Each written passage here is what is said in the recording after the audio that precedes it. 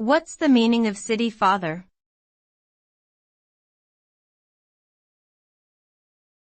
City father.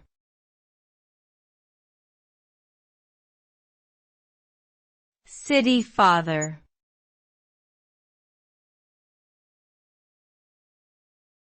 City father.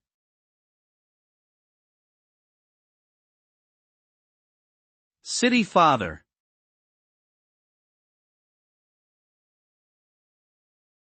City father is a term used to refer to influential and respected leaders within a city or community.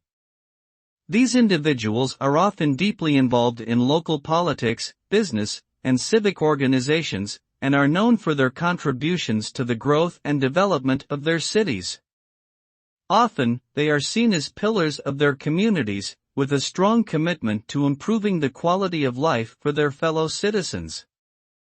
Overall, the term city father connotes a sense of respect, authority, and wisdom, and reflects the important role played by these individuals in shaping the collective identity of their cities.